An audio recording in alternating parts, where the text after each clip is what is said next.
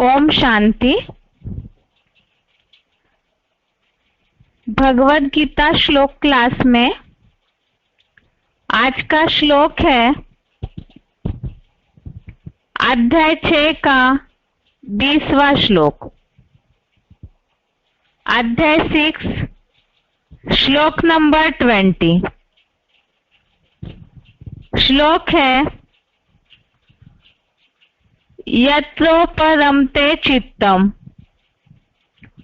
निरुद्धम योग सेवया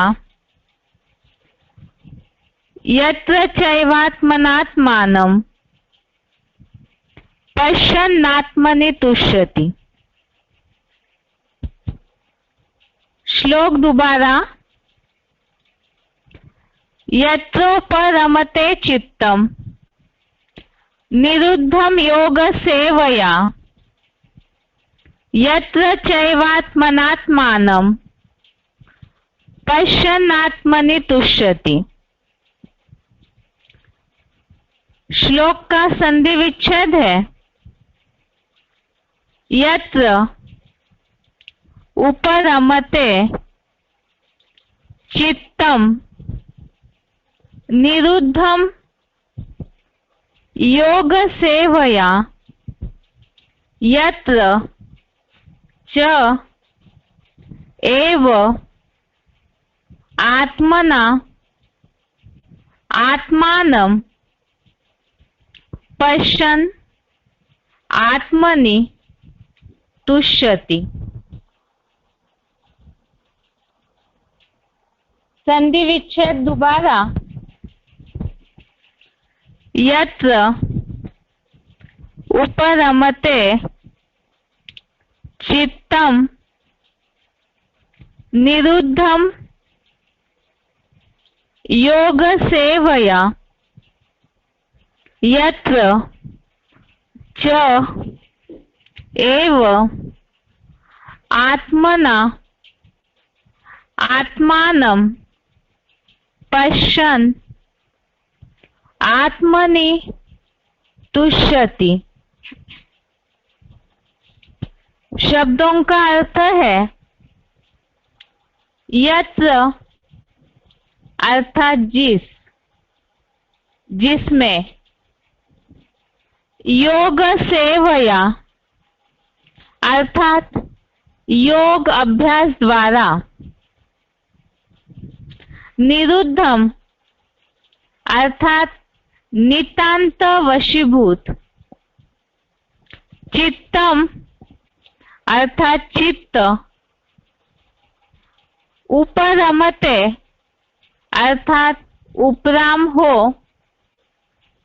च अर्थात और यत्र अर्थात जहाँ आत्मना अर्थात अपने मन बुद्धि से आत्मानम अर्थात आत्मा को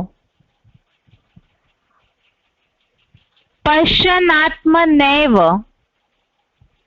इसमें शब्द जुड़े हुए हैं जो कि संधि विच्छेद में हमने देखा। पश्यनि पश्यन् आत्मनि एव पश्यन् अर्थात देखता हुआ आत्मनि अर्थात आत्म रूप में एव अर्थात ही तुष्यति अर्थात संतुष्ट होता है।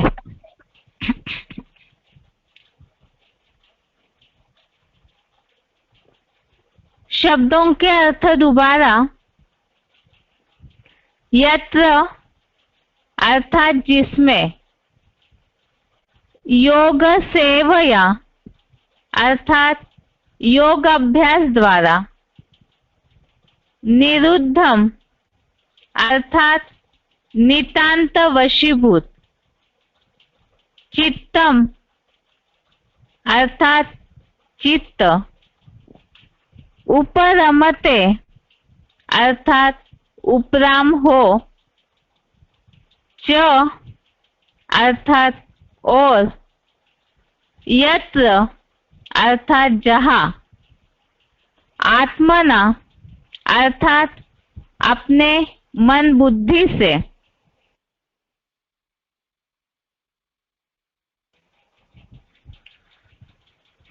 आत्मानम अर्थात आत्मा को, पश्यन्नात्मनैव, इसमें शब्द जुड़े हुए हैं जो कि संधि विच्छेद में देखे हैं। पश्यन् आत्मनि एव, पश्यन् अर्थात देखता हुआ, आत्मनि अर्थात आत्म रूप में, एव अर्थात ही, पश्यन्नात्मनैव अर्थात देखता हुआ आत्म रूप में ही, तुष्यति अर्थात संतुष्ट होता है। श्लोक का अर्थ है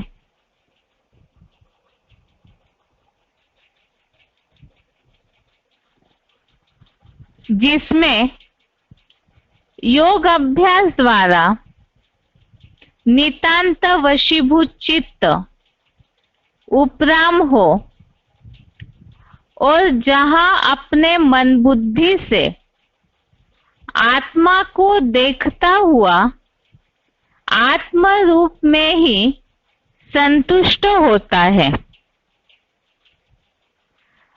कल के श्लोक नंबर 19, श्लोक नंबर 19 में हमने देखा है माया के कितने भी तूफान आए, लेकिन आत्मिक स्थिति का जो दीपक है वो हिलना नहीं चाहिए, सदैव स्थिर बना रहे। और उसी के संबंध में हमने काफी पॉइंट्स देखे हैं जहां मुरलियों में शिव बाबा ने इस बात को क्लियर किया है। ऐसी जो दीपक की तरह, जैसे दीपक निर्वात स्थान में उसकी लो हिलती नहीं है, तो इसी तरह से आत्मिक स्थिति अर्थात बिंदु रूप स्टेज, निराकारी स्थिति, ऐसी स्थिति जो है जिनकी ऐसी 100% आत्मिक स्थिति बनती है, उनकी निशानी नेत्र निश्चल एकटिक हो जाते हैं। अब ऐसी स्थिति कौन बना सकते हैं? सबसे पहली बात तो जिनके बुद्धि में इस बात का महत्व बैठा है, देह भान से ही सारे दुख आते हैं। अभी तक के 1 से लेकर के 5वें अध्याय तक काफी सारे श्लोक हमने देखे हैं जिसमें इस बात को बताया गया है देह भान ही दुखों का मूल कारण है और देह भान से ही अन्य विकार आते हैं। तो देह भान को जो छोड़ेंगे, वो छोड़ेंगे कैसे? तो उसके लिए ही पुरुषार्थ करना होगा। मैं आत्मा ज्योति बिंदु हूं, जो कि कल का 19वां श्लोक, जिसमें आत्मा बिंदु रूप स्टेज में बिल्कुल एकाग्र हो जाए। और ऐसी अवस्था जिनकी बनती है, मैं आत्मा बिंदु हूं, जो चलते फिरते निरंतर बुद्धि में जो स्टार है वो चमकता हुआ बुद्धि नेत्र से सदैव देखते रहे। ऐसी जिनकी अवस्था होती है, उसके बारे में आज के श्लोक में बताया।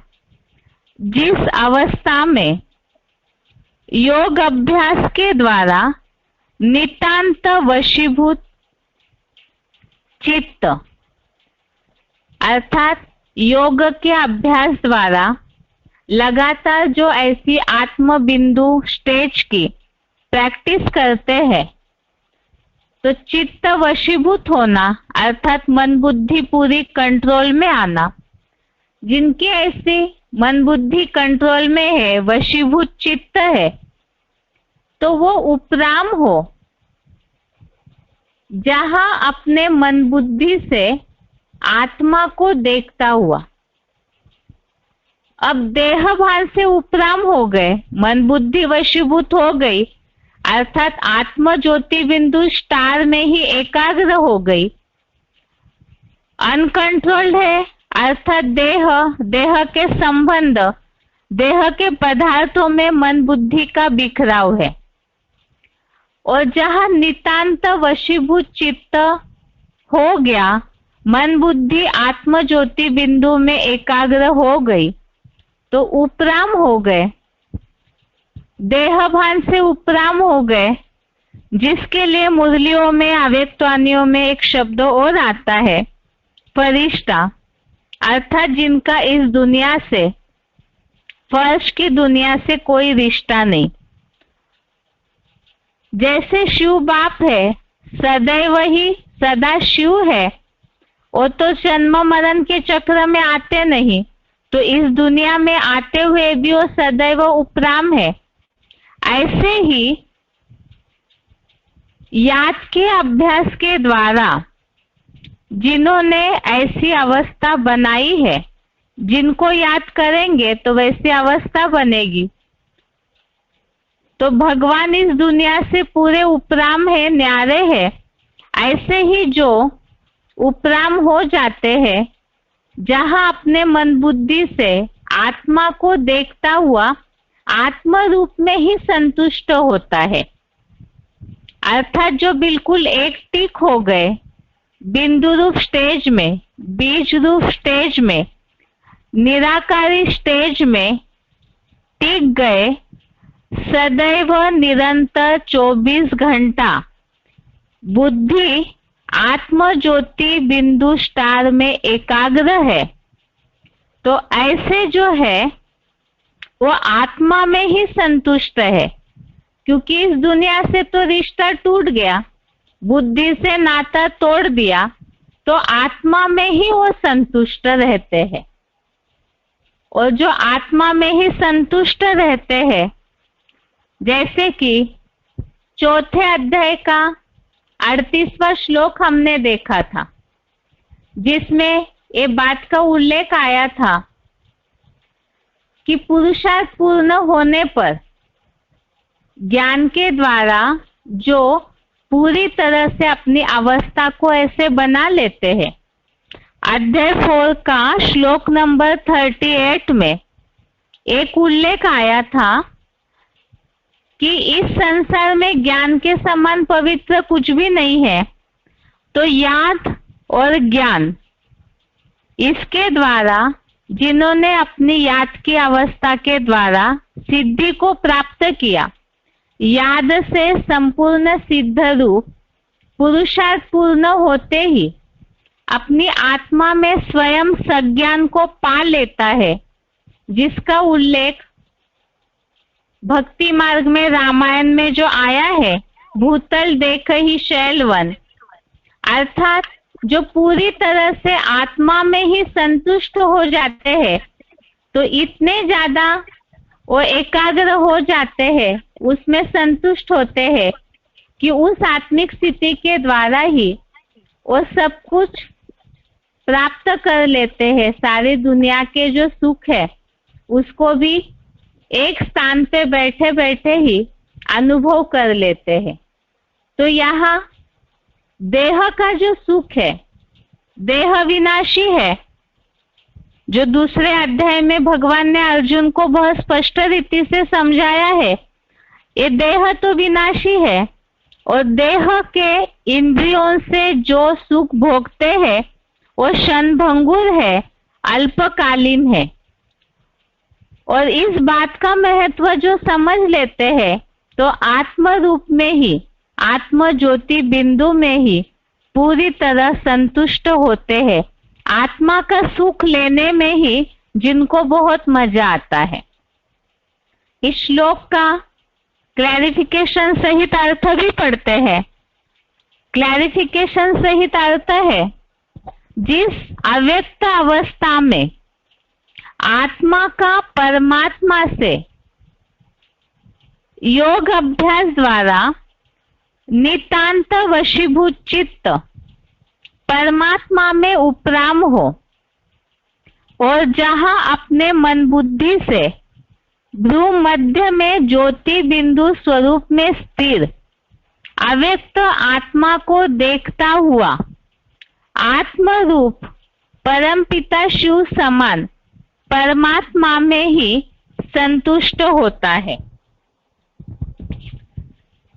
तो जिनकी ऐसी एक टिक एकाग्र आत्मिक स्थिति की अवस्था बनी है उसे ही अव्यक्त अवस्था कहा है।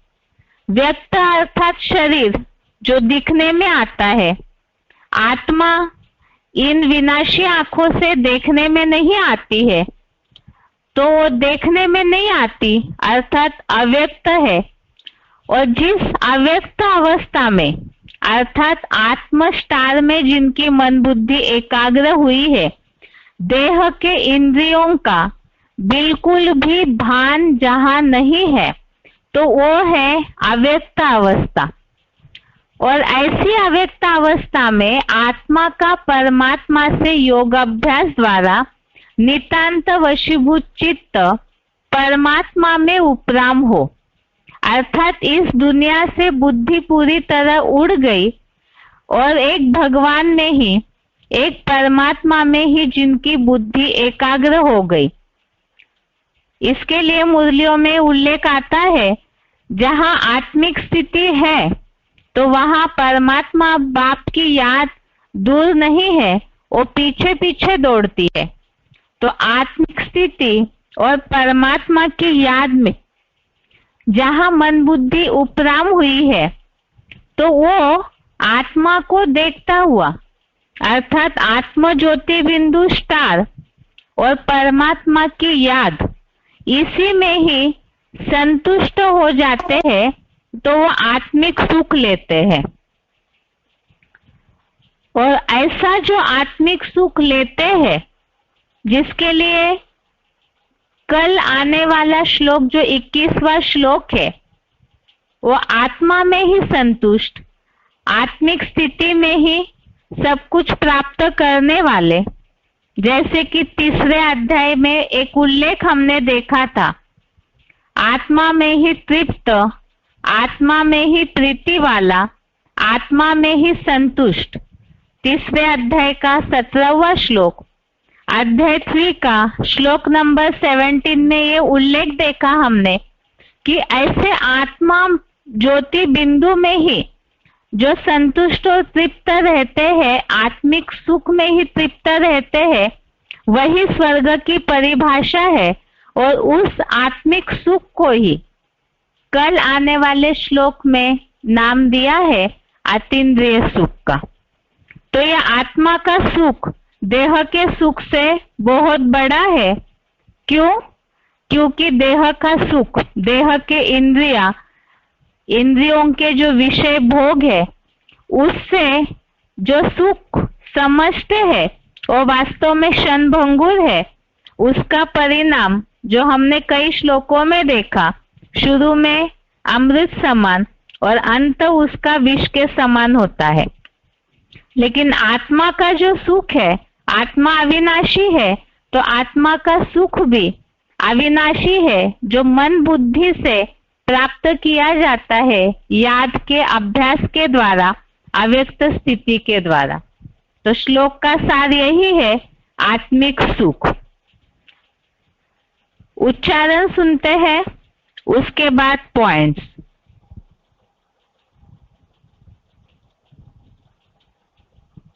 यत्रो परमते चित्तं विरुद्धं योगसेवया यत्र चैवात्मनात्मानं पश्यन्नात्मनि तुष्यति। जिस अव्यक्त अवस्था में आत्मा का परमात्मा से योगाभ्यास द्वारा नितांत वशीभूत चित्त परमात्मा में उपराम हो और जहां अपने मन बुद्धि से भ्रूमध्य में ज्योति बिंदु स्वरूप में स्थिर अव्यक्त आत्मा को देखता हुआ आत्मरूप परमपिता शिव समान परमात्मा में ही संतुष्ट होता है। यत्रो परमते चित्तन् निरुद्धं योगसेवया यत्र चैवात्मनात्मानं पश्यन्नात्मनि तुष्यति।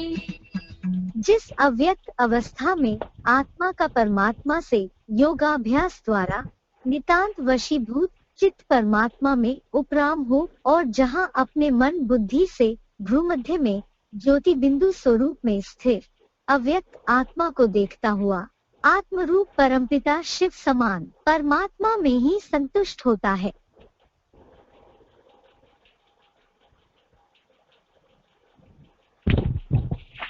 आगे है पॉइंट्स।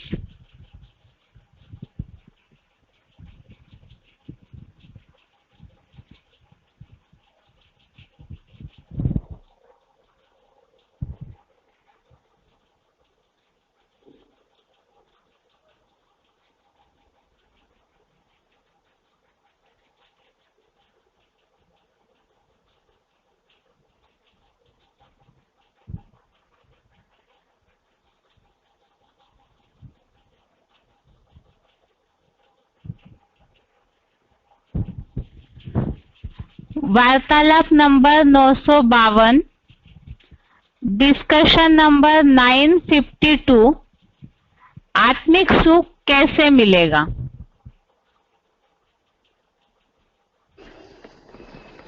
बाबा आत्मिक स्टेज में सुख बहुत मिला है बाबा, में एक सीधी में कहा है कैसे सुख मिलेगा आत्मिक स्टेज में।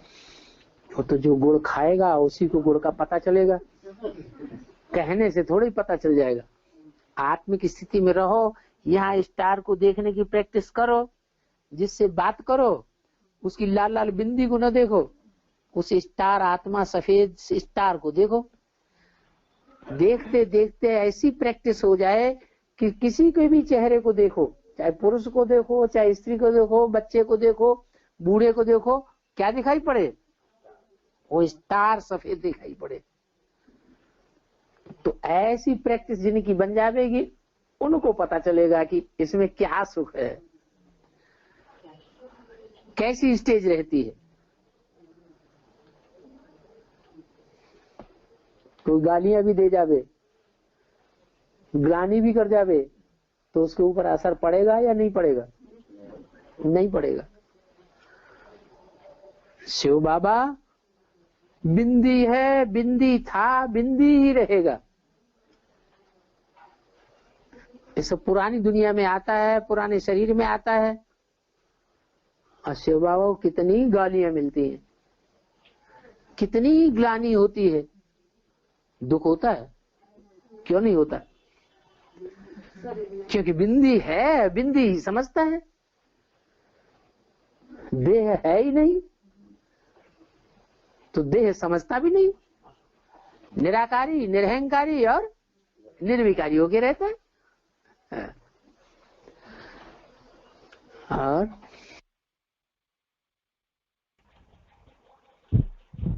आगे का पॉइंट है वार्तालाप नंबर 770, डिस्कशन नंबर 770, 1 घंटा 5 मिनट के बाद से लिया हुआ पॉइंट है। आत्मिक सुख देह के सुख से बड़ा सुख है।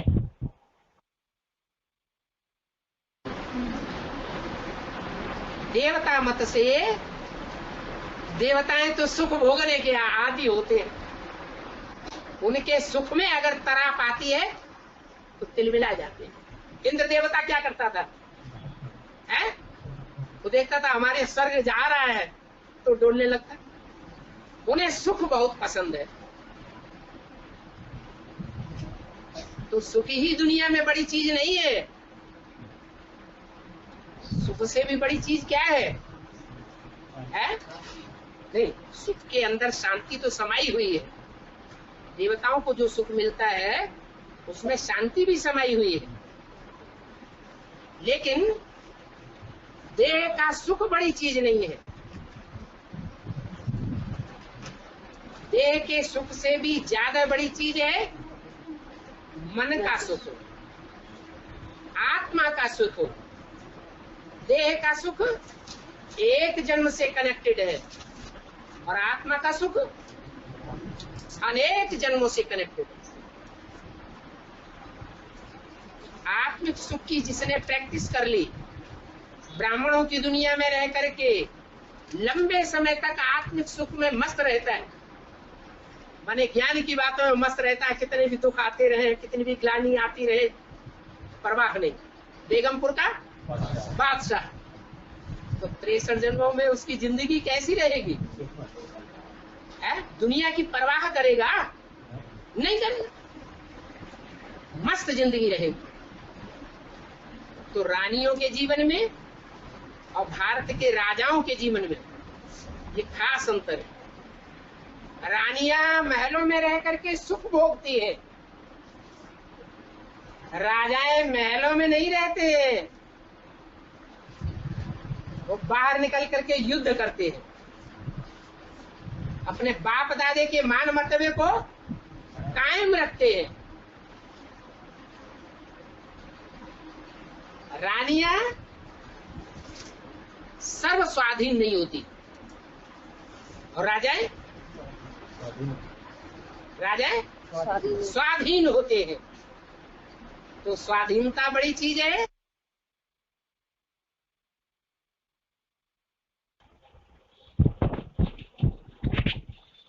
अभी तक के दोनों पॉइंट में जैसे बात आई कि आत्मा का जो सुख है वो देह के सुख से बड़ा है, लेकिन वो आत्मा का सुख कैसे मिलता है? जब वो मिलता है, आत्मा का सुख अर्थात ही खुद को भी आत्मा समझना, औरों को भी आत्म बिंदु की स्टेज में ही देखना, और ऐसी स्थिति में जो स्थित हो जाते हैं तो उनकी अवस्था बताई बेगमपुर के बादशाह, अर्थात कितना भी दुख आए, जो आज के श्लोक में उल्लेख है, याद के अभ्यास के द्वारा नितांत वशीभूत चित्त उपराम हो जाता है। तो जब इस दुनिया से उपराम हो गए, फरिश्ताई स्टेज में स्थित हो जाते हैं, तो बेगमपुर के बादशाह अर्थात कोई भी स्थिति परिस्थिति आए उनके ऊपर उसका असर नहीं होगा, क्योंकि आत्मिक सुख में वो स्थित हो गए हैं। आगे वार्तालाप का पॉइंट है, वार्तालाप नंबर 928, डिस्कशन नंबर 928, 29 मिनट के बाद से लिया हुआ पॉइंट है, आत्मिक सुख अर्थात मन का सुख।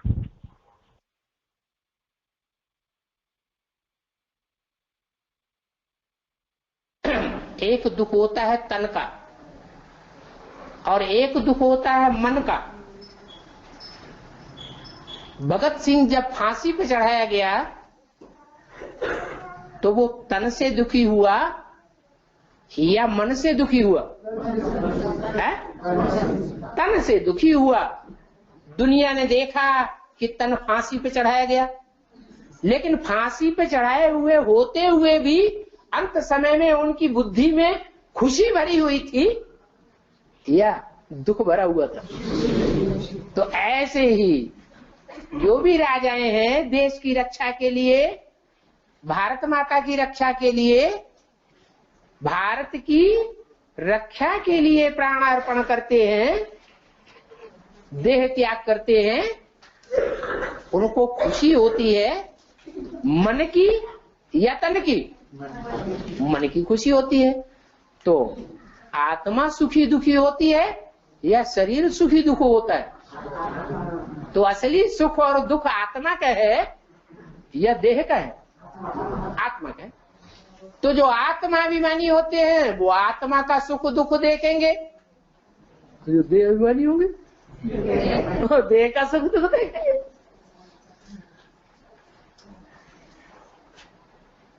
क्या चाहिए? सुख दुख आत्मा का पहले देखना है। शरीर तो देखो या न देखो विनाशी है, वो तो आज है कल कल नहीं रहेगा। और आत्मा तो अविनाशी है। अविनाशी आत्मा का सुख दुख देखेंगे तो जन्म जन्मांतर सुखी रहेंगे, और देह का सुख दुख देखेंगे तो अल्पकाल की प्राप्ति करेंगे, सदाकाल की प्राप्ति नहीं होगी।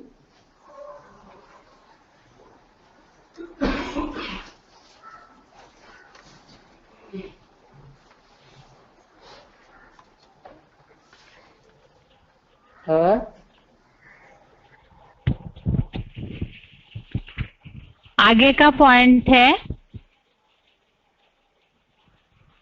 वार्तालाप नंबर 957, डिस्कशन नंबर 957, 34 मिनट के बाद से लिया हुआ पॉइंट है आत्मा के संपन्नता की निशानी। आत्मा को साकार चीजों को देखने के लिए स्थूल प्रकाश की मौजूदगी क्यों आवश्यक है, जबकि आत्मा स्वयं प्रकाश स्वरूप है? क्योंकि सूरज अंधेरा होने पर, सूरज छिपने पर आत्मा इन आंखों से देख नहीं पाती है।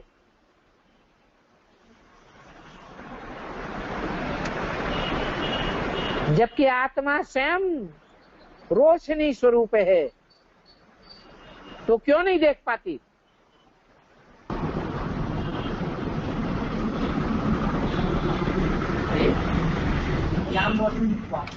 नहीं,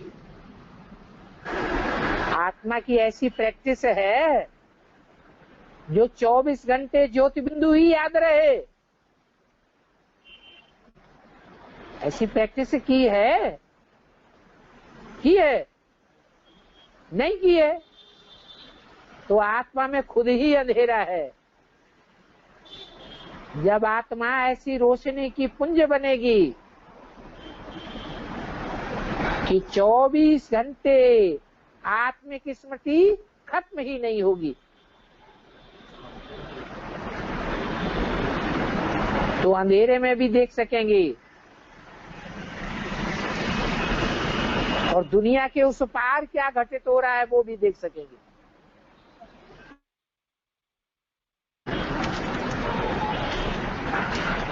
ये टीवी, ये भौतिक चीज है।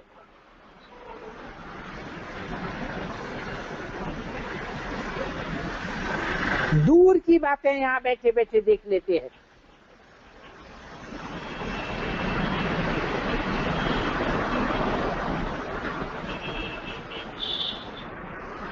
तो ये विज्ञान के चमत्कार से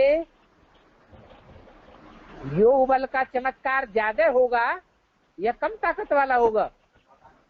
ज्यादा ताकत वाला होगा, परंतु इतनी प्रैक्टिस करनी पड़ेगी।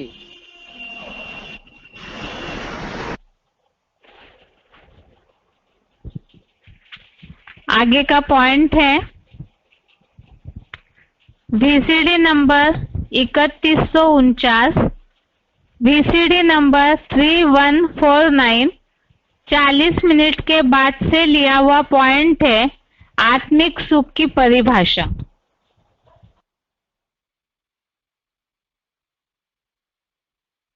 की बात, देह में मरना क्या होता है? आत्मा मरती है कि देह मरती है? अरे देह की स्मृति से खत्म हो जाते हैं। देह की स्मृति खलास। जब देह की स्मृति ही नहीं रहेगी तो पेट याद आएगा, भूख लगेगी, भूख ही नहीं लगेगी, प्यास लगेगी, प्यास ही नहीं लगेगी।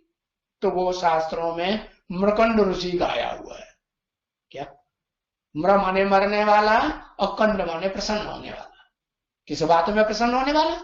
कि भाई इस देह से, देह के संबंधियों के से, देह के पदार्थों से अब बिल्कुल 100% क्या करना है? मर जाओ। क्योंकि सारी दुनिया में अकाल पड़ा हुआ है और जो मेरे बच्चे हैं वो क्या हो रहा है? भूख मर रहे हैं कि खुश हो रहे हैं? खाने पीने को कुछ मिल रहा है? नहीं मिल रहा है। पानी की बूंद नहीं मिल रही है। तो बाप जो है फिर भूख मर जाते हैं, शरीर को छोड़ देते हैं। वो तो दुनियावी बापों की बात है। और यहाँ तो बेहद का बाप है ना, आत्माओं का बाप है ना, वो है शिव बाप। वो साकार मनुष्य सृष्टि में प्रवेश करते हैं ना, तो जिसमें प्रवेश करते हैं, जिसको संग का रंग लगाते हैं, उसे आप समान बनाएंगे या नहीं बनाएंगे? बनाते। तो वो भी खाना पीना सब बंद। तो बाप मुरली में इशारा देते हैं। वो इशारे की भाषा देवताएं समझेंगे या राक्षस समझेंगे? हाँ, बड़े से बड़ा देवता है कौन? महादेव शंकर। वो समझ जाता है कि बाप ने अहमदाबादी साधु का मिसाल क्यों दिया? दुनिया को पढ़ाने के लिए नहीं, अरे बच्चों को पढ़ाता है ना, तो बच्चों को पढ़ाने के लिए मिसाल दिया कि इतना आत्मिक स्थिति में गहराई में जाओ कि देह की इंद्रियां ये सब भूल जाए, विस्मृति हो जाएगी। तो देह की याद है, भूख प्यास आएगी ही नहीं, भूख ही नहीं।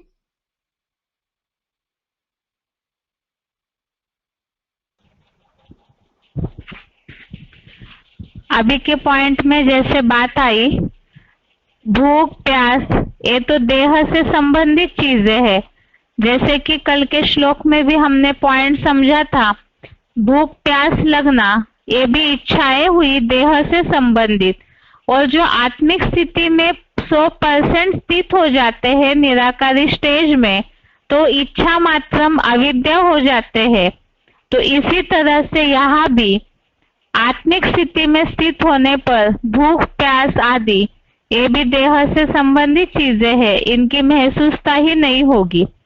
और जैसे कि शास्त्रों का मरकंड ऋषि का उदाहरण दिया कि वो मरने में ही सुख मानते हैं, अर्थात देह भान छोड़ने की बात हुई। और इसके पहले पॉइंट में जैसे बात आई, आत्मा में अंधेरा है, आत्मा पूरी संपन्न नहीं है, तो आत्मा को पूरी तरह नॉलेज भी इमर्ज नहीं होगा। और जब आत्मिक स्थिति में आत्मा योग अभ्यास के द्वारा पूरी तरह स्थित हो जाती है, तो रोशनी से भरपूर हो जाएगी। तो जैसे चौथे अध्याय के 38वें श्लोक में भी उल्लेख आया, भूतल देखी शैलवन, इसी तरह से आत्मा संपन्न हो जाएगी। तो उसकी निशानी है आत्मा की रोशनी भरपूर होने पर।